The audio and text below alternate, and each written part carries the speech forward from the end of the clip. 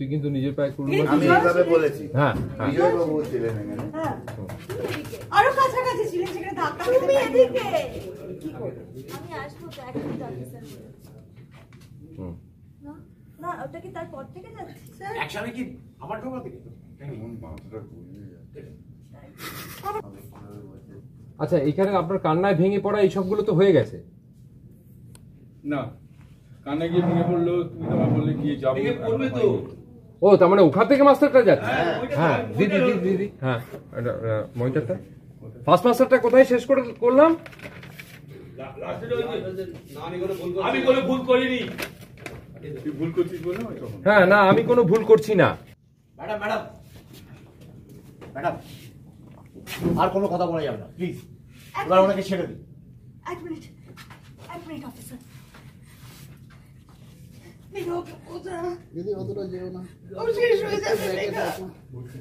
হ্যাঁ,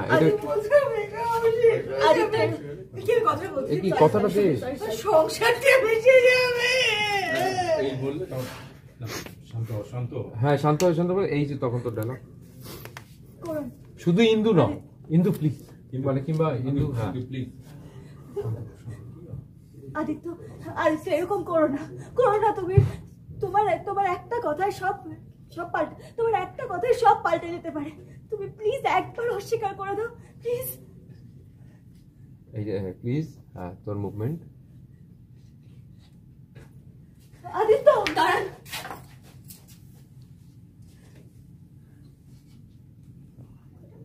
হ্যাঁ, এখানে বলছিস দাঁড়ান, হাতটা সরিয়ে নিবি, দাঁড়ান দাঁড়ান। হ্যাঁ, আরেকবার রিপিট করবি দাঁড়ানটা।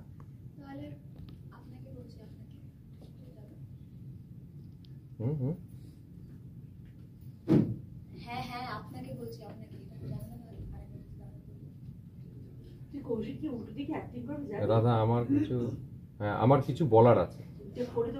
হ্যাঁ, আমার কিছু বলার আছে। দাঁড়ান, সেই জন্য হ্যাঁ দাঁড়ান। হ্যাঁ বল, আমি ক্লোজে সব হয়ে যাবে ওটা। না, আমার কিছু বলার আছে, এখন বলবি না। দাঁড়ান, হাতটা দিয়ে করলি, তাকালো হাতটা দিকে, হাতটা নামিয়ে নিয়ে আরেকবার বলছিস দাঁড়ান। দাঁড়ানটা দুবার বলছিস, একবার দৌড়ে এসে বলছিস হাতটা দিয়ে, ও হাতটার দিকে তাকালো, হাতটা নামারি, দাঁড়ান, ইকুয়াল প্রেফারেন্সে। হ্যাঁ, ও তাকালো তোর দিকে, দাঁড়ান। এই অবধি যাবো সরকার। Ready, role. না না, বিরক্ত না, এটাই তো কাজ। ভালো আছি, চলছে শুটিং, মন দিয়ে করছি। ঠান্ডা কতটা উপভোগ করছো? ঠান্ডা উপভোগ করতে পারছি না। সকালে বুঝতে পারছি ভোরবেলায় কল থাকলে ঘুম থেকে আগে উঠতে হচ্ছে, ওইটুকুই। আর আমাদের ফ্লোর তো সবসময় ঠান্ডা থাকে আর কি। আর সেই ঠান্ডা থাকার পাশাপাশি দেখছি ফ্লোরে চুটিয়ে মজা হচ্ছে, তার পাশাপাশি এই ওর পেছনে এটাই কি ফ্লোর? আসলে এক একজনের এক এক রকম পদ্ধতি। তো আমাদের জন্য এই পদ্ধতিটা কাজ করে যে সারাদিন কাজ করতে হয় 10 ঘন্টা 12 ঘন্টা, পুরো ইউনিটকে হয়তো আরও বেশি। তাই হাসি মজা না করলে এই প্রতিনিয়তই কাজটা করা সম্ভব না। তাই এটা একটা আমরা কাজের সুবিধার জন্য একটা পথ বার করে নিয়েছি আর কি, বলতে পারো। মানে হাসির মধ্যমণি তুমি? না, আমি একটা পার্ট আর কি, সবাই। জমজমভাবে গল্প শুরু হয়েছে, জমজমভাবে দর্শকরা পছন্দও করছে, তোমরা কেমন রেসপন্স পাচ্ছ? দেখো, রেসপন্স আসলে বিভিন্ন রকম হয়। নিজের কাছের লোকেরা ভালো বলে, বা যারা ধরো তোমার কাজ পছন্দ করে বা ফলো করে, তারা অনেক সময় দেখে, বা ইন্ডাস্ট্রিতে ভবিষ্যতে যারা কাজ দেবে বা দিতে পারে তারাও দেখে। কিন্তু মোদ্দা কথা হচ্ছে যে দর্শক যাদের জন্য এই প্রোডাক্টটা বানান, তারা কিভাবে নিচ্ছে। তো মানে টাচউড এখনো পর্যন্ত আমাদের যা গল্পের ধাঁচ আছে এবং যে গতিতে যাচ্ছে, লোকেরা ইন্টারেস্ট দেখাচ্ছে। এখন বাজার শেষ কথা বলে, বাজার বলবে যে এই গল্প কেমন লাগছে। এই মুহূর্তে গল্প করতে চাই, ছোট্ট করে হিন্টস দাও, আমরা দেখতে পাচ্ছি অনেক কিছু হচ্ছে। আমি এক্স্যাক্টলি পুরোনো সিনগুলো করছি এই মুহূর্তে, আমি বলতে পারবো না ভবিষ্যতে কী হবে। কিন্তু জীবনেও যেরকম আমরা বলতে পারি না আগামীকাল আমাদের কি আছে কপালে, বা অতটা প্রেডিক্টেবল জীবন নয়, ঠিক তেমনই এই গল্পটাও খুব একটা প্রেডিক্টেবল নয়। মানে যেরকম মনে হবে হচ্ছে, ঠিক তার উল্টোটাও হতে পারে, সেই দিকে নজর রাখতে হবে। তোমাকে মেয়ের এই জীবনে যে তোমাকে দোষী সাব্যস্ত করেছে, এবার কি তোমার ঘুরে দাঁড়ানোর পালা? সেটা তো স্ক্রিপ্ট রাইটার ঠিক করবে। আসলে কি বলতো, যে জীবনেও আমরা নিজেরা যেভাবে নিজেদেরকে পোট্রে করি, আমাদের চারিপাশের মানুষেরাও বোধহয় আমাদের সেভাবে পোট্রে করে না, মানে প্রত্যেকের কাছে আমি এক একটা আলাদা রকমের, বা তুমিও তোমার বাড়িতে মায়ের কাছে একরকম, স্ত্রীর কাছে একরকম। তো তুমি নিজেকে যেটা ভাবো সেটা হয়তো সবাই ভাবে না বা সবার ভাবনার সাথে মেলে না। আদিত্য সেনও যেরকমভাবে ও নিজেকে ভাবতো বা নিজের যে ছবি তার মাথায় পারসেপশন ছিল, এই মেয়ের জন্য কিছুটা সেই পারসেপশনে আঘাত পাচ্ছে। এবং ও দেখছে যে যেভাবে ও নিজেকে তুলে মেলে ধরতো, হয়তো মেয়ের কাছে সেই ধারণাটা পৌঁছাচ্ছে না। তো সে বেজায় ও চাপে আছে জীবন নিয়ে। গল্প আসছে, সরি, গল্প আসছে আগামী দিনে। গল্প এখনো পর্যন্ত যেভাবে এগোচ্ছে আমাদের তো করে খুব মজা লাগছে, জমজমাট লাগছে এবং মজার মনে হচ্ছে। সামনে 25 ডিসেম্বর কি প্ল্যান রয়েছে? শুটিং করব, পার্টি টাটি ইচ্ছে তো কার থাকে না বলুন, আমাদেরও থাকে, কিন্তু এখন যখন কাজটা শুরু হয়েছে এটাই গোটা টিমের সবচেয়ে বড় দায়িত্ব। আমাদের হাসি মজাক আনন্দ থাকবেই, কাজটাকে প্রায়োরিটি দিয়ে বাকি সবটা। পুরোনো বছরের মতো নতুন কোনো রেজলিউশন নেবে, যা নাকি গত বছর আগেও কোনো হয়নি, এরকম কিছু আছে? রেজলিউশনস নিয়ে নিয়ে ভেঙে ভেঙে এমন হয়েছে যে রেজলিউশন নেওয়ার ইচ্ছেটা হারিয়ে ফেলেছি। জীবনটাকে তরতাজা এবং ইমপ্রম্পটু নিতে চাই, যেরকম ঢেউ আসবে ফেস করব। ফাইনালি দর্শকদের কি বোঝালেন, এত ভালোবাসা? অনেক অনেক ধন্যবাদ। আপনারা প্রত্যেকে এত মন দিয়ে আমাদের কাজ দেখছেন এবং ভবিষ্যতেও দেখতে থাকুন। খুব তাড়াতাড়ি আরও অনেক বেশি ইন্টারেস্টিংভাবে আলোর কোলে আপনাদের কাছে আসছে। Thank you. Thank you. সেটা ইয়েতে যেহেতু আমার ক্লোজ নেওয়া ছিল বলে ইয়ে হয়ে গেছে। এই মাস্টারে বলতে বলতে বেরোলো না, আপনি সঙ্গে সঙ্গে ওদিকে তাকালেন। আমি পুকুরের দিকে তাকিয়ে হ্যাঁ, কিন্তু আপনি তখন দেখা শুনে পুকুর যে বেরিয়ে গেছে পুকুরের দিকে তাকিয়ে আলো যাচ্ছিল না, আলো বেরোনো। আলো বলছিল কিন্তু এদিকে ভাগ করে তাকিয়ে দিয়েছিল। এবার ওখানে মেনে দেখলে মনে হচ্ছে কি আপনি তুমি তোমার একটা শুনে ও আচ্ছা হ্যাঁ, তুমি তোমাদের রিঅ্যাকশন দিচ্ছিলে। সবাই একটুখানি মাথা রেখে শর্ট চলা যায় না। আর বেশি শর্ট কিছুদিন আগেই প্রেস মিট করে ধুমধামভাবে তোমাদের শো শুরু হয়ে গেছে, ইতিমধ্যে টেলিকাস্টও শুরু হয়ে গেছে। ঠিক কেমন যাচ্ছে জার্নিটা ছোট্ট করে শেয়ার করো। জার্নিটা ভীষণ ভালো, এত সুন্দর টিম, প্লাস গল্পটাও আমাদের ভীষণ অন্যরকমের, সব কিছু মিলিয়ে খুব সুন্দর। আর ইতিমধ্যে একটা নতুন টিমের সঙ্গে বন্ডিং কেমন জমে উঠলো?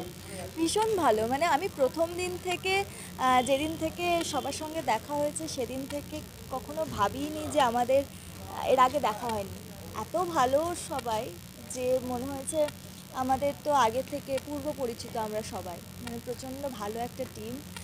মানে আড্ডা, ইয়ার্কি, খুনসুটি সব কিছু মিলিয়ে ওভারঅল ভীষণ ফ্রেন্ডলি। আর সেই জায়গা থেকেই বোধহয় গল্পটা এরকম দর্শকদের ভালো লাগতে শুরু করে দিচ্ছে ইতিমধ্যে। একদম, মানে অফ স্ক্রিন বন্ডিংটা আমাদের সবার প্রত্যেকের মধ্যে এতটাই ভালো এবং প্রত্যেকে এত ভালো মানুষ হিসেবে সবাই এত ভালো, তার জন্য আমাদের সিন করতে গিয়েও কোনো প্রবলেম হয় না। বন্ধুত্ব না, মানে ফ্লোরে দেখছিলাম খুনসুটিও চলছে, শুটিংও চলছে, সমস্ত কিছুই চলছে। একদম, মানে আমাদের প্রচণ্ড খুনসুটি চলে, মানে ওইটা মাস্ট। মানে কি বলবো, সিন তো চলেই, ওটা তো চলবেই, তার সঙ্গে খুনসুটিটা হলে পরে একটু ফ্রেশ লাগে সব সময়। আর শাড়ির চমক দেখেই বোঝা যাচ্ছে এক প্রকার ভিলেনিয়াস ব্যাপার স্যাপার, একদম যে নাকি জীবন তছনছ করতে আসবে, তাই তো? একদম। এর মানে প্রিন্সিপাল কতদূর যায়, মানে এর ভাবনা চিন্তা কোথায় গিয়ে শেষ হয়? এর ভাবনা চিন্তা অনেক দূর, মানে সে এক বিশাল বিশাল দূরে চলে যায়, মানে যে দূরত্বে একটা ভূতকে টেনে আনতে পারে। মানে দর্শক তো দেখেই ফেলেছে যে ভূতের সঙ্গেও আমার মারপিট হয়, মানে এইরকম।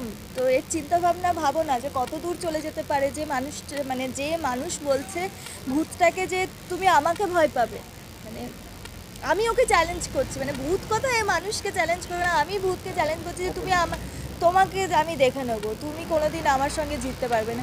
সো তার চিন্তাভাবনা হাই লেভেলের, ওই চিন্তাভাবনায় আমি আসতে পারবো না। আচ্ছা, এর এর এর লোভটা কি, মানে কিসের লোভে এই এত কিছু আক্রান্ত? একটাই লোক, আদিত্য। ওকেই ও চায়, ওকেই ও ভালোবেসেছে, ছোট থেকে জেনেছে যে ওর সঙ্গেই ওর বিয়ে হবে। এবার মাঝ রাস্তায় আলো চলে এসছে, তো সেইটা এই মেঘা কিছুতেই মানতে পারে না, এবং তাদের একটা সন্তান আছে, সেটা তো আরও অপছন্দের। আর প্লাস যে এসেছে জীবনে সে তো অপছন্দেরই, প্লাস সে মরে গেছে, মরে গিয়ে ভেবেছিল যে ঠিক আছে এবার আমার রাস্তাটা ক্লিয়ার হয়ে যাবে, কিন্তু হলো না, ভূত হয়েও সে এই বাড়িতে রয়ে গেছে। সুতরাং আমার জ্বালাটা কতটা সেটা বুঝতেই পারছো।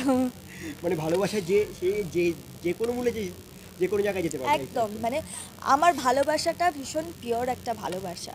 বাস্তবে নয় তো, বাস্তবে বাস্তবে তো অন্যরকম। তুমি একটা জিনিস ভাবো না, বাস্তবেও তুমি ভাবো আজকে তোমার গার্লফ্রেন্ড অন্য কাউকে বিয়ে করে নিল, তোমার স্বাভাবিক তার প্রতি নিশ্চয়ই যদি কেউ বলে যে না আমি খুব ভালো, মানে সে সুখে থাক ভালো থাক, তাহলে আমি বলবো ভাই তাহলে ব্যাপারটা আলাদা, আমি সেই জোনে একদম যেতে চাই না। কিন্তু আধুনিক মেয়ে হিসেবে সে কী করে, আমার বয়ফ্রেন্ডকে অন্য কেউ বিয়ে করে নিয়েছে মানে স্বাভাবিক আমার রাগ হবে। তো ওই অ্যাগ্রেসিভ নেচারটাই এর মধ্যে, মেঘার মধ্যে। মেঘা কি হ্যাপিলি সিঙ্গেল? মানে মেঘা তো এখানে হ্যাপিলি সিঙ্গেল নয় ক্যারেক্টারে, বা নিজস্ব লাইফে? তাহলে সেটা অনন্য। অনন্যা কি হ্যাপিলি সিঙ্গেল? মানে তার যেরকম মেন্টালিটি আমি শুনছি দেখি প্রেমের প্রস্তাব আসার জায়গায় রেখেছো এখনো? আসার জায়গা সে তো আসতে থাকে, সেটা তো মানে একটা মেয়ে তার কাছে প্রপোজাল আসবে না সেটা হতেই পারে না, সেটা সব মেয়েদের কাছে আসে। আর আমি হ্যাপিলি সিঙ্গেল কিনা সেটা বলবো না, ওটা একটু আমার পার্সোনাল থাক, ওটা পরে ঠিক বলবো। তাহলে আগামী দিনে মেঘা কি চক্রান্ত করতে চলেছে? আগামী দিনে এই যে মানে দর্শক দেখেই ফেলেছে যে আদিত্যকে জেলে নিয়ে যাচ্ছে, এটাও তো আমারই কাজ, আমিই করেছি। তো দেখা যাক এবার আমি আদিত্যকে ছাড়াতে পারি কি পারি না, সেটা দর্শক দেখবে। Thank you thank you so much, খুব ভালো লাগলো তোমার সাথে কথা বলে। Thank you. Thank you.